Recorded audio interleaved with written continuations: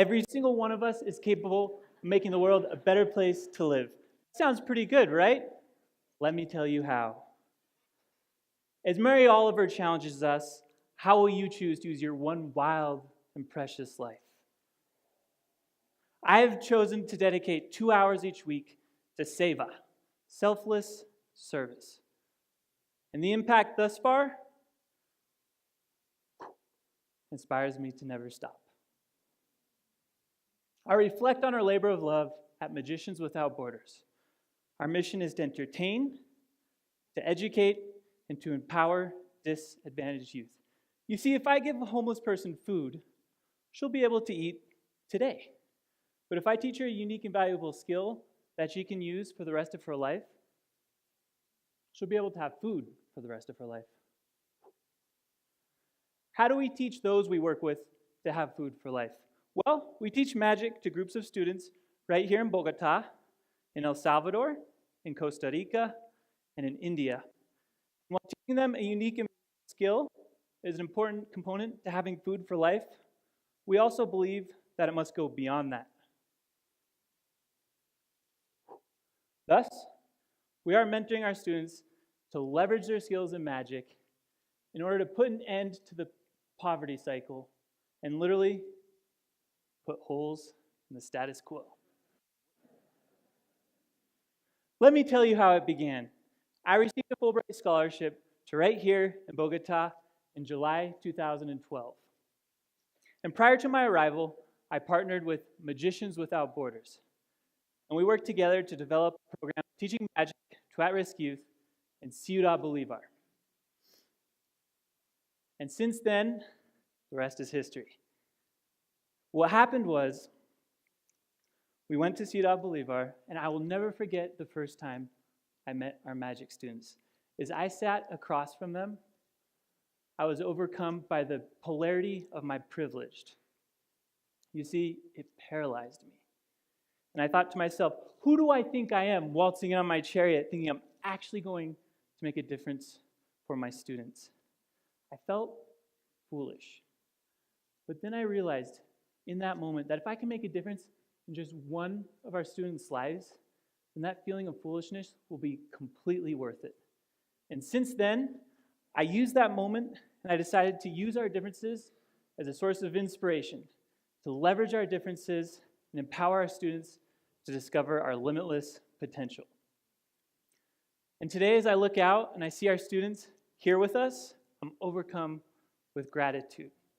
We love our students. They are literally a living example of my dreams. And I'm so proud of the accomplishments they've made. A few weeks after my arrival here in Bogota, I met Carlos Lopez, who is also a magician. He recently had given up a full-time tech job in order to dedicate his life to Seva as well, selfless service. And he chose to make the same commitment that we made, giving 2 hours a week to our program. And because of his hard work, he's done that for the last 5 years.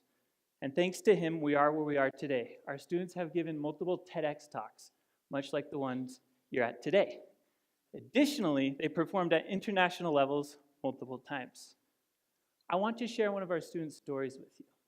See, Diego recently moved, and he still travels one way 2 hours every single week to go to magic class. It's making multiple bus transfers, going across dangerous hillside roads, but he does it every single week. He shares the same level of commitment as Carlos and myself. Why does Diego do this? Well, because for him, it's worth it. Magic has taken him far beyond the confines of his neighborhood. For example, a little while ago, Diego had the opportunity to go to Chile in order to present his magic and share his story. In fact, not only was he invited to go there, but he was hired to go there. And while there, Diego was treated like a guest of honor. He inspired his audience with his magic and awed them with his stories. In September 2016, we had the opportunity to take our students to New York City to perform in an international conference as well as at an off-Broadway theater. And prior to the trip, we had so much to organize. We had to arrange for passports, we had to organize for visas, We had to fundraise for flights, for hotels, for food expenses. We knew it would be a big undertaking, but we also knew it would be completely worth it. In addition to all of this, all of our students at that time were under 18 years old. So therefore, in order to leave Colombia, they had to have written permission from both of their parents. And while this posed no major challenge for most of our students, for Tamara, this was impossible. You see, Tamara's mother passed away about 11 years ago. Yet her mother is still her legal guardian on paper. And Tamara does not know who or where her father is. So to get that permission would be a little bit difficult for her. So we worked with the ICBF, the Institute of Families of Colombia, and they said that they can conduct a nationwide search with the hope of finding her father. But that would have meant putting her face on the side of a milk carton or something of a similar nature. Logically, Tamara chose to forego the public humility, which meant missing out on the trip, or so we thought. About a month prior to the trip, the ICBF told us that there was an opportunity we could pursue that would grant a waiver for her. And basically, the waiver was for someone who was leaving the country to represent Colombia in an artistic endeavor. However, in order to get the waiver, it would have to go 3 different agencies, each of which took about 2 weeks to process. This was 4 weeks before the trip. You do the math. Nonetheless, we gave it a go, and on the day of the trip, Tamara's paperwork was in the hands of the last agency. We were told that they would pass it off to the immigration officers at the airport. So as the students got to the airport, they were waiting in line at immigration. Tamara still had no idea of whether or not she was going to get on that plane. But eventually, as they stood there, one of the officers called her name, gave her her papers, and Tamara made it on that plane. She went to New York, along with the rest of our students.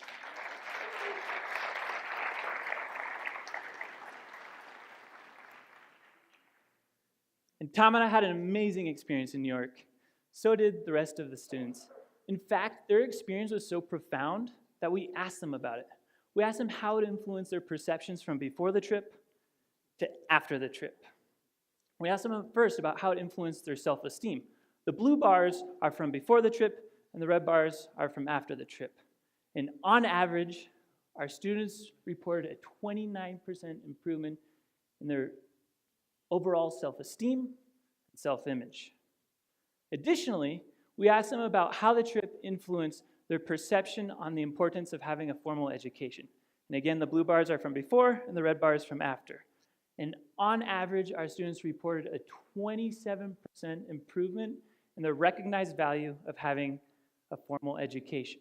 So, in conclusion, doing something as big as going to New York City from Ciudad Bolivar to perform magic can help at-risk youth significantly improve their self-esteem, as well as increase the recognized value of having a formal education.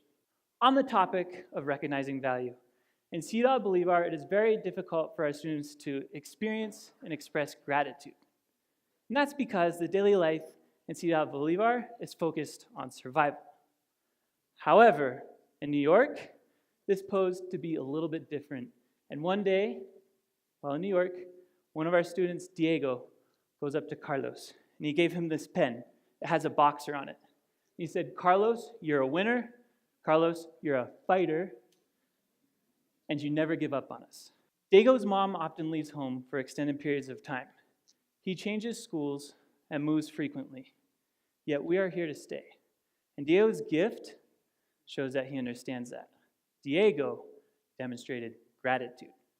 We define gratitude as a recognition of what is meaningful or valuable to oneself. It's a general state of thankfulness and or appreciation. There are numerous academic studies on the boundless benefits of gratitude. For example, in 2003, Emmons and McCullough published a series of studies in the Journal of Personality and Social Psychology. And their studies demonstrated that those who experience and express gratitude on a more regular basis have increased overall life satisfaction. Additionally, they have decreased feelings of negative affect, also known as depression. Additionally, they also discovered that those who express and experience gratitude more frequently have a decreased occurrence of headaches. That's right. Gratitude can literally decrease life's headaches. I'm going to be a physician in less than a year. This is powerful data. And it didn't take ancient spiritual master and poet Rumi gobs of research to understand the importance of gratitude. He said, "Wear gratitude like a cloak, and it will feed every corner of your life." You see, we begin to recognize all that we have to be grateful for, and there's a lot, even when life is difficult. Life becomes more vibrant. On the topics of academia and education, many organizations do something to a similar effect of what we do. They have educational programs working with disadvantaged communities. And they do great work. They may teach music, they may teach arts, they may teach sports, you name it, they do great work. We, however, want to take it a step further. How do we teach our students to leverage the skills that they work hard to learn? Again, how do we teach our students to have food for life? Well, we sponsored a 3-month intensive business entrepreneurship program. And our students learned important skills such as managing a bank account and balancing a checkbook. Additionally, they participated in a cumulative project where they built a business model from scratch. And their business was magic. And they called it Por Arte de Magia, for the art of magic. And they worked together to design a business logo. They also built a website. They printed business cards. And now, our students are booking magic shows completely independently.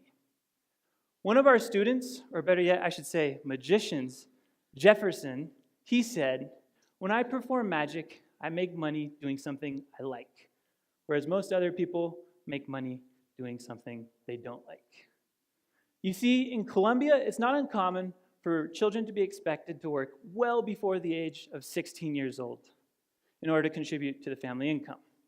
Our goal is to put an end to the persistence of the poverty cycle with our magic students. You see, our students make far more money from a 4-hour restaurant gig or a 30-minute magic show than they make working in the store for 30 minutes. Not only that, but they have way more fun doing so. Now, I'm no business analyst, but this is simple economics. Our students make more money in less time, and they have more fun doing magic. Additionally, with their added free time, they're able to pursue other ventures. For example, one of our students, Tamara, just started her first semester in university, private university. We're sponsoring her to go there. She is the first person in her family to undergo higher education.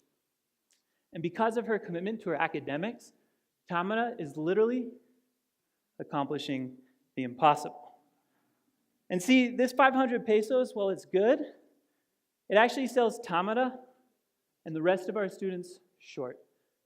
But the beauty of their magic is that their learning had to make more money. Silver dollar is much more fitting. We're also teaching our students to protect the money they earn and to be careful with it, because if they don't use their heads, it'll vanish as quickly as they earn it. But fortunately for them, with their newfound entrepreneurial skills, they're learning how to make more. So let's recap a little bit. Because of my hard work in my academics, I received a Fulbright scholarship. The Fulbright scholarship inspired me to start this magic program. This magic program began with 2 hours each week. And now our students are literally accomplishing the impossible. This is just the beginning. Picture this for a moment. The average person in the Western world spends 116 minutes, that's nearly 2 hours, every single day on social media. If you tally that over the course of a week, that's 15 hours and 12 minutes. So now I challenge each and every one of you, cut out 1 day a week of social media use and reallocate that time and put it towards something that will contribute to the greater good of the world. Now just take a moment and imagine what our world would be like if every single one of us committed to doing that right now. That's what we're doing. And we're changing the world with our work. See, our students also recognize the importance of paying it forward. They donate shows to hospitals and other nonprofits. And through that, they're inspiring others, creating a ripple effect. You can create this too. Remember, we all belong to one another. So, our students are making money doing magic, and they're making good money. Not only this, but I know that they'll never go hungry because not only do they have a unique and valuable skill, but they're learning how to leverage it as young entrepreneurs. This is changing the direction of their lives.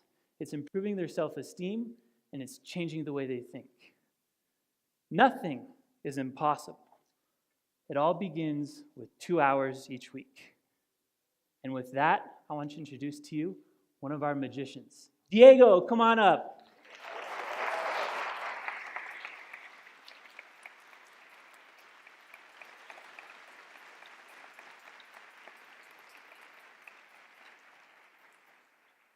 Hola, buenas tardes. ¿Cómo están? Listo. Como acabaron de decir, mi nombre es Diego y pues hoy nos trajeron para alegrarles un rato con un poco de magia, ¿sí? Listo. Como se puede observar, tengo una bolita. Listo. Esta bolita yo la voy a echar aquí en mi mano. Pero si yo a la cuenta de 3 chasqueo, 1, 2, 3, de esa bolita salen 2. ¿Sí? Bueno, como se puede observar, tengo 2 bolitas. ¿Sí? Estas 2 bolitas me las voy a echar aquí en mi mano. Chasqueo y ya no tengo 2, sino 3 bolitas. Bueno, con esto ya se puede empezar nuestro juego de magia. Una va al bolsillo. Esta la voy a poner aquí en mi mano y esta la pongo en el bolsillo. ¿Cuántas peloticas debería haber en mi mano?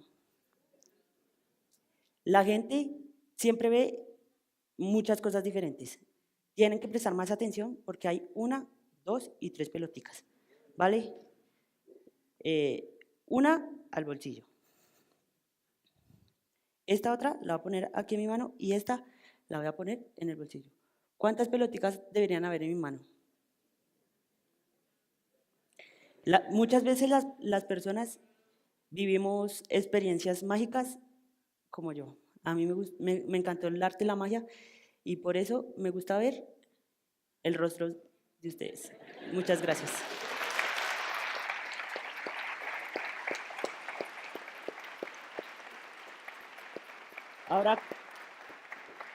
Ahora con ustedes, Tamara.